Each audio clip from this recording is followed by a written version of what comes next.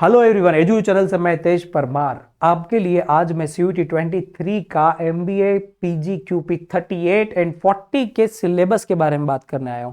देखिए, इस सिलेबस के साथ साथ मैं क्या बताने वाला हूं आपको मैं पास्ट ईयर पेपर के बारे में भी थोड़ा सा एनालिसिस करूंगा यहां पर, और आपको क्या स्ट्रेटेजी अपनाना चाहिए अकॉर्डिंग टू पास्ट ईयर, और अभी मे भी चेंजेस जो हो सकते हैं उसके हिसाब से भी हम क्या कर सकते हैं। राइट, उसके पहले मैं आपको थोड़ा सा कुछ चीजें बता दूं।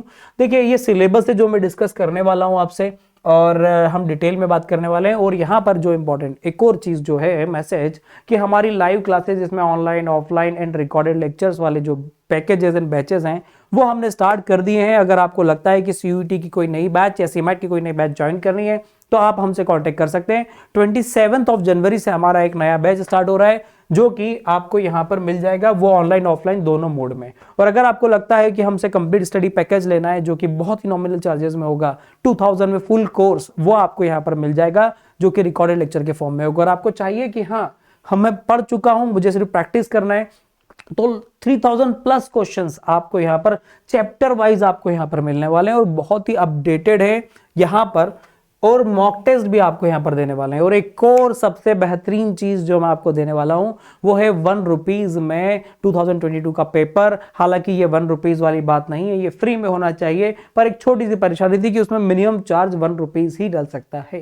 राइट, क्योंकि अपलोडिंग का सिस्टम में आपको सिस्टमेटिक मिल जाए उसमें। और एक और बात, क्योंकि वो यहां पर ₹1 का है, तो मैं आपको ₹1 में एक mock test, full length mock test जो कि फर्स्ट वीक में आपको मिलेगा। आप भले आप इसको परचेज कर लीजिए, पर full length free mock test आपको आपके लैपटॉप या मोबाइल पे आप उसको दे सकते हैं। मैं नीचे लिंक दे दूंगा, स्टोर से आप मतलब उसको क्लिक करके आप ₹1 पे करके पेपर डाउनलोड कर लीजिएगा पास्ट ईयर का। और साथ साथ आप अपनी प्रिपरेशन स्टार्ट करके विद इन अ वीक एक टेस्ट पेपर भी दे सकते हैं जो कि फ्री ऑफ कॉस्ट होगा। राइट, जो कि फ्री ऑफ कॉस्ट होगा, CUET का फुल लेंथ मॉक टेस्ट होगा। राइट, वापस से मैं आता हूं सिलेबस पे। तो देखिए, यहां पर मैं जो बात करने वाला हूं आपसे वो ये है कि सिलेबस में PG QP 38 एंड 40 दोनों की हम यहां पर बात करने वाले हैं। राइट, यहां पर देखिए बहुत नॉर्मल सा सिलेबस है जैसा कि हर एंट्रेंस में होता है।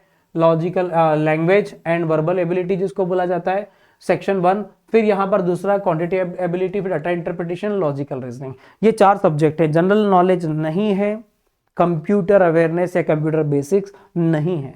राइट, ये PG QP 38 की बात कर रहा हूं। 40 में यही 2 चीजें ऐड कर दी गई हैं। 40 में क्या ऐड किया पता है आपको? वर्बल एबिलिटी, जनरल नॉलेज भी डाल दिया और कंप्यूटर बेसिक भी डाल दिया। अब दोनों में डिफरेंस क्या है? दोनों 38 40 में डिफरेंस क्या है? देखिए, स्पेशली 38 तो फॉर MBA है, पर साथ साथ उन्होंने MSc, कुछ कॉलेज MTech और PG डिप्लोमा एंड MA भी हैं।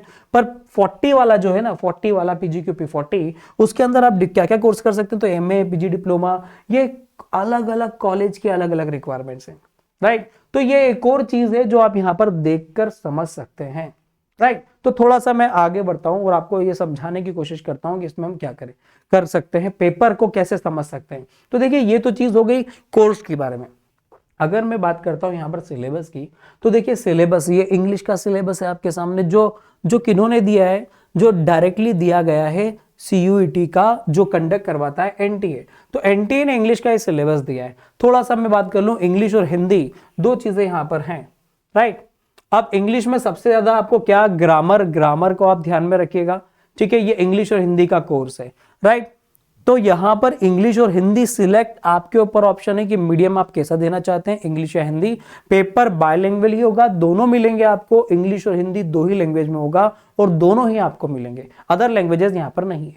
राइट, तो 2 लैंग्वेज में से जो भी लैंग्वेज में आप देना चाह रहे हो वो पहले ही आपको पेपर के पहले सिलेक्ट करना होगा। और एक बात आपको ध्यान में रखना होगी कि जो यूनिवर्सिटी, ये आपको तब पता लगेगा जब यूनिवर्सिटीज क्या डिमांड कर रही, पर मैं आपको बता दूं DAV इंदौर जो है वो सिर्फ और सिर्फ इंग्लिश वाले ही, मीडियम वाले जो पेपर है इंग्लिश कॉम्प्रिहेंशन उसी को एक्सेप्ट करेगा, हिंदी वाले को नहीं। राइट, चलिए, तो यहां पर देखिए सिलेबस के बारे में आपको सिलेबस पूरा दिख रहा है। राइट, अब ये जो सिलेबस है यहां पर जो आपके सामने है वो मैं आपको थोड़ा सा समझाना चाहूंगा कि सिलेबस में हमें क्या करना है। देखिए, सिलेबस में जो डिटेल में मैं आपको समझाना चाहता हूं वो ये है कि इंग्लिश टोटल कितने क्वेश्चंस आए थे? 30 क्वेश्चंस यहां पर इंग्लिश के आए थे, 30 क्वेश्चंस। अब 4 मार्क्स ईच क्वेश्चन का है, 400 का पेपर है और यहां पर कट ऑफ अच्छे कॉलेजेस के 90 अबाव ही जा रहे हैं। मैं फिर आपको बता दूं 90 अबाव कट ऑफ जा रहे हैं जितने भी टॉप के कॉलेजेस हैं एमबीए के सीयूटी के थ्रू, 90 परसेंटाइल अबाव। डीयूवी की बात कर लूं 90 to 93 में यहाँ पर लास्ट कट ऑफ गया है जनरल का, तो यहाँ पर 90 के अबाव ही कट ऑफ जा रहे हैं अच्छे कॉलेज के, तो इसमें अच्छे से आपको ध्यान रखना होगा। अब देखिए यहाँ पर ये आपका सिलेबस है जिसमें English grammar, English usage, parajumble और sentence correction, sentence improvement, RCs और paragraph completion, one word substitution, synonym antonyms and idioms and phrases, ये पूरा सिलेबस आपको दे दिया। 30 क्वेश्चंस यहाँ पर आए, 30 बहुत ज्यादा होते हैं। क्यों 30 ज्यादा होते हैं 100 में, मैं आपको बताता हूं कि बाकी के पार्ट में इतने क्वेश्चंस नहीं पूछे गए जितना यहां से पूछा गया, राइट। तो सेकंड पार्ट पे आता हूं। अच्छा 30 इसके हैं तो 30 हिंदी के भी हैं क्या? हाँ 30 हिंदी के भी है। यहां पर तो आपको सभी को इक्वली पढ़ना है, यहां पर कुछ भी ऐसा नहीं था कि जिसको कम ज्यादा पढ़ा जाए, राइट। थोड़ा सा मैं अगले सेक्शन पे आता हूं और अगले सेक्शन में यहां पर क्या दिया है वो आप जरा समझिए। देखिए सेकेंड सेक्शन हिंदी में अगेन वही 30 क्वेश्चंस थे, मैं आपको बता रहा हूं, पर हिंदी इंग्लिश के जो क्वेश्चंस थे वो पूरे अलग अलग थे। ये व्याकरण पे बेस्ड था और वो इंग्लिश ग्रामर पे बेस्ड था, राइट। अब थोड़ा सा आते हैं मैथ्स पे। देखिए मैथ्स के सिलेबस की अगर मैं बात कर लूं ना तो यहां पर कितना वेटेज था, तो टोटल मैथ्स के सिलेबस की बात कर लें तो लास्ट ईयर में 38 क्वेश्चंस आए थे। क्लियर है, 38 क्वेश्चंस आए थे। मैं आपको थोड़ा सा यहां पर जो एनालिसिस है जो मैंने किया है वो मैं आपको बताना चाहूंगा। सबसे ज्यादा क्वेश्चन आपको आश्चर्य होगा, सबसे ज्यादा क्वेश्चन कितने? परम्यूटेशन कॉम्बिनेशन में 6 क्वेश्चंस आए थे।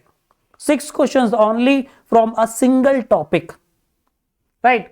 प्रोबेबिलिटी की बात कर लूं तो प्रोबेबिलिटी में आए थे 3 क्वेश्चंस, 3 क्वेश्चंस प्रोबेबिलिटी में। देखो ये दोनों पार्ट करीब करीब 9 क्वेश्चन को कवर कर रहे हैं, 9 क्वेश्चन को। मैथ्स में 9 क्वेश्चंस को कवर कर रहे हैं, राइट। फिर यहां पर कुछ चीजें सिलेबस में यहां पूरा क्लियर नहीं है, पर आप ये चाहें तो नोट कर सकते हैं अपने पास। परसेंटेज पे यहां पर क्वेश्चन आया था, परसेंटेज पे एक ही क्वेश्चन आया, राइट। पाइपिंग सिस्टम पे एक क्वेश्चन आया था, स्पीड डिस्टेंस टाइम पे एक क्वेश्चन आया था, प्रॉब्लम एंड ट्रेंड पे नहीं था। टाइम एंड वर्क के अंदर 1 मिनट, हाँ पाइप एंड सिस्टम पे एक क्वेश्चन था और फिर एवरेजेस, ये इन्होंने मिक्स कर दिए टॉपिक को, राइट। प्रॉफिट एंड लॉस पे बेटा 2 क्वेश्चन थे, सिंपल इंटरेस्ट कंपाउंड इंटरेस्ट पे 1 क्वेश्चन था, पार्टनरशिप पे 2 क्वेश्चन थे, एवरेजेस पे 2 थे। एक्चुअल में averages and mixture and allegation हम मिला लें तो यहां पर देखिए मैं आपको अगर बताऊं ना एवरेज और मिक्सचर एलिगेशन, तो मिक्सचर एलिगेशन पे 3 क्वेश्चंस थे, 3 क्वेश्चंस मिक्सचर एलिगेशन पे और एवरेज में 2 क्वेश्चंस, राइट। देखिए ज्यादा इंपॉर्टेंट टॉपिक आपको यहां पर समझ में आ रहा होगा, ये मैंने सारा लिख दिया है। थोड़ा सा मैं और नीचे जाऊंगा इसमें, आई थिंक ये लगभग सभी का लिख दिया है मैंने। पीडीएफ को मैं थोड़ा सा नीचे कर रहा हूं, ओके नोट कर लीजिएगा, स्क्रीनशॉट ले लीजिए आप।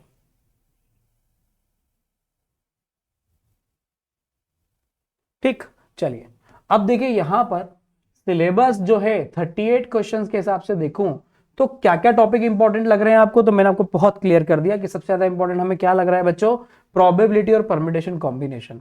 अब देखिए सिंप्लीकेशन, अप्रोक्सीमेशन और नंबर्स की बात कर लूं, देखिए मैं इनको एक ही मानता हूं, ये फ्रैक्शन सिंप्लीफिकेशन में आ जाएगा पूरा, ठीक है।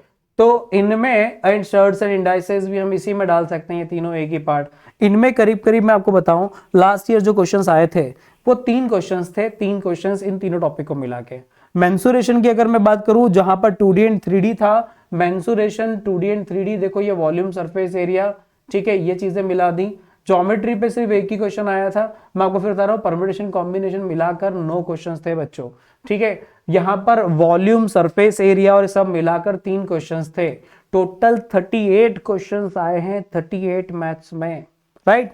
ये सारी चीजें लगभग मैंने यहां पर ले लिया। हाँ एक चीज और थी जो कि अर्थमेटिक मीन से आई थी। अर्थमेटिक मीन यहां पर कहीं स्पेशल नहीं लिखा, एवरेज जरूर लिखा है, उसमें कंबाइंड मीन से एक क्वेश्चन था। कंबाइंड मीन मतलब कंबाइंड एवरेज, जो स्टैटिस्टिक्स का हम पढ़ते हैं, वो भी एक क्वेश्चन आपको मिल जाएगा जब आप पीडीएफ को डाउनलोड कर लोगे। नीचे हुए लिंक में मैं आपको उसका लिंक दे दूंगा, आप उसे डाउनलोड कर लीजिएगा, राइट। तो ये सिलेबस आपको समझ में आ रहा है, एनालिसिस आपको समझ में आ रहा है, राइट। तो थोड़ा सा आगे बढ़ते हैं। देखिए मैंने अभी 30 और 38 2 सेक्शंस की तो मैंने बात कर ही ली है, मैं थोड़ा सा आगे बढ़ता हूं नेक्स्ट सेक्शंस पे और उससे मैं आपको समझाने की कोशिश करता हूं पूरे पेपर को। राइट। फाइनली फिर हम कंक्लूड करेंगे कि हमें फोकस कहां देना चाहिए। आरसी की बात कर लूं तो देखिए आरसी में यहां पर जब मैं बात करता हूं,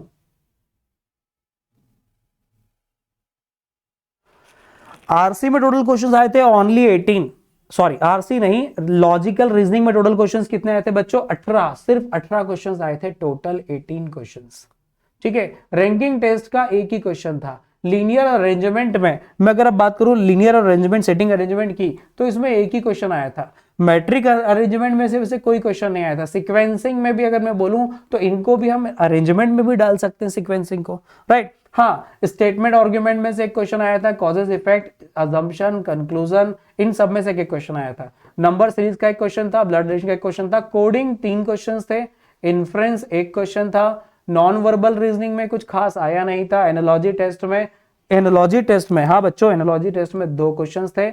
अब देखिए काउंट करके देख लेते हैं, 1 2 3 4 5 6 7 8 9 10 11 12 13 14 15 हो गए। डायरेक्शन सेंस में एक क्वेश्चन था, और उसके बाद एक क्लासिफिकेशन यहां पर कहीं नहीं दिया हुआ है, वो क्लासिफिकेशन का क्वेश्चन और था। ठीक है, जिसको हम क्या बोल सकते हैं, क्लासिफिकेशन का एक क्वेश्चन था। और एक क्वेश्चन यहां पर लिखा नहीं है, डाइस का एक क्वेश्चन था, डाइस का एक क्वेश्चन, राइट। तो इस तरह से टोटल क्वेश्चंस यहां पर बन जाते हैं। कुछ एक आध क्वेश्चन ऊपर नीचे हुआ तो आप देख लीजिएगा। एक नंबर पजल में एक क्वेश्चन था जिसको हम नॉन वर्बल रीजनिंग भी बोल सकते हैं, पर नहीं, क्योंकि उसमें आता है एक नंबर पजल का एक क्वेश्चन था, नंबर पजल।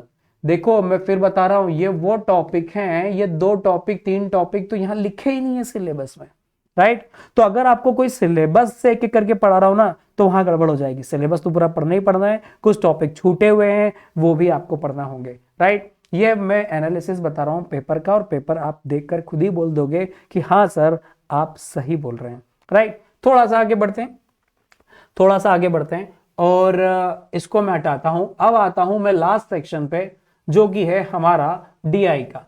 अच्छा, ये सेक्शन वाइज तो था ही नहीं, हम समझ रहे थे पहले कि सेक्शन वाइज होगा, पर पेपर सेक्शन वाइज नहीं था। यहां पर थोड़ा सा मैं आगे बढ़ता हूं और लास्ट डीआई के बारे में आपको बताता हूं कि उसमें क्या हुआ था। आपको बड़ा जान करके हंसी आएगी डीआई के बारे में सुनकर। डाटा इंटरप्रिटेशन, देखिए डाटा इंटरप्रिटेशन में हमारे दिमाग में क्वेश्चन क्या आते हैं कि पाई चार्ट होगा, बार चार्ट होंगे, लाइन चार्ट होंगे, मिक्स डायग्राम्स होंगे, डाटा सफिशिएंसी कुछ क्वेश्चंस होंगे, राइट, टेबुलेशंस होंगे ज्यादा। तो यहां पर देखिए क्वेश्चन क्या आए थे, यहां पर पाई चार्ट आया था, पाई चार्ट 2 पाई चार्ट वाला आया था, 2 चार्ट बने थे पाई चार्ट, और आपको आंसर बताने थे, 2 ही क्वेश्चन आए। फिर टेबुलर चार्ट आए थे, 2 ही क्वेश्चंस, 3 क्वेश्चन का एक आया था जिसमें आपको टेबल चार्ट का आंसर्स देने थे। बार चार्ट में से कोई क्वेश्चन नहीं आया, लाइन चार्ट का कोई क्वेश्चन नहीं आया, मिक्स ग्राफ में वही पाई चार्ट के 2 थे, अलग से क्वेश्चन, डाटा सफिशिएंसी कुछ नहीं था, ग्राफ नंबर सिस्टम पे कुछ नहीं था, टेबुलेशन वही टेबल चार्ट की बात थी। हाँ, सेट एंड वेन डायग्राम से, आश्चर्य वाली बात, सेट और वेन डायग्राम से 2 + 2 + 2 + 2 + 1। ये मैं ऐसे क्यों लिख रहा हूं, क्योंकि 2-2 के पेयर आए थे। एक क्वेश्चन आया, उसी के साथ दूसरा क्वेश्चन था, दूसरी बात पूछी हुई थी, 2-2 के सेट में क्वेश्चंस थे। तो टोटल आप देख लीजिए कि यहां पर 9 क्वेश्चंस कवर कर रहा है, राइट। 9 क्वेश्चन ये कवर कर रहा है, और बाकी ये मिला ले तो 5, तो 14 क्वेश्चंस आए थे, 14 क्वेश्चंस आए थे। तो फाइनली कंक्लूड क्या करूं मैं, फाइनली आपको क्या बताऊं कि हम यहां पर कह सकते हैं पेपर एनालिसिस करने के बाद कि यहां पर जो 4 सेक्शंस थे, तो सेक्शन नंबर 1 से मैं वापस आ जाता हूं अपने ठीक है।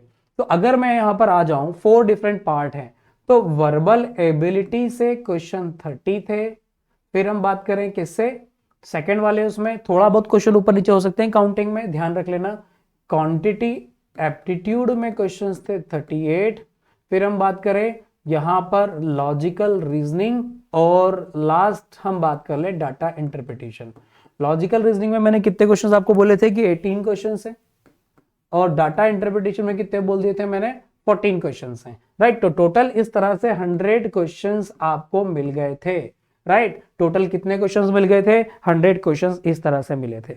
देख लीजिए, आपको पूरा एनालिसिस आपके सामने किस किस इसमें आए थे और किस में क्या ज्यादा आया। डीआई में सेट ही सेट भरा था, क्यूए में परम्यूटेशन कॉम्बिनेशन प्रोबेबिलिटी भरा था, और वीए थोड़ा सा बैलेंस था क्योंकि इसमें सब चीजें पूछी ली थी। एलआर भी बैलेंस ही लगा क्योंकि इसमें बहुत सारी चीजों में सिंपल सिंपल सब क्वेश्चंस लगभग सभी टॉपिक से एक एक दो क्वेश्चंस पूछ ही लिए, राइट। तो ये था पूरा पेपर एनालिसिस। और मैं आपको थोड़ा सा और आगे बता दूं कि अगर आपको लगता है कि आपको क्लास में कुछ जरूरत है क्लास की, देखिए बहुत सारे बच्चे ऐसे होते हैं कि जिनको पता है कि ऑलरेडी बहुत सारी चीजें पढ़ रखी हैं, तो खुद भी सेल्फ प्रिपेयर कर सकते हैं। ऑलरेडी आप अगर सीमैट की तैयारी कर रहे हैं और करना चाह रहे हैं, अगर नहीं करा है तो आप ज्वाइन भी कर सकते हैं। साथ साथ अभी भी टाइम है क्योंकि सीमैट का फॉर्म आज की डेट तक तो नहीं आया है, राइट, तो आप कर सकते हैं, राइट। और इस पेपर को जो कि मैंने आपको दिया है, आप डाउनलोड कर लीजिएगा, मैं लिंक दी हुई है। साथ साथ एक मॉक टेस्ट आप जरूर दीजिएगा जो कि बिल्कुल वेल प्लान मॉक टेस्ट होगा, जिसमें थोड़ा सा प्रोपोर्शन जो मैंने दिया है उससे थोड़ा सा चेंज तो होगा, बहुत ज्यादा चेंज नहीं, पर कोशिश ये करूंगा कि मैं वैसा ही प्रोपोर्शन रखकर आपसे एक बढ़िया सा टेस्ट ले पाऊं। ठीक है, चलिए, ऑल द बेस्ट। मिलते हैं स्टूडेंट्स नेक्स्ट वीडियो में और नेक्स्ट इन्फॉर्मेशन में। बहुत जल्द मैं कंपैरिजन लेके आने वाला हूं जिसमें सीयूईटी और सीमैट के पेपर का एक कंपैरिजन होगा। मिलते हैं, ऑल द बेस्ट।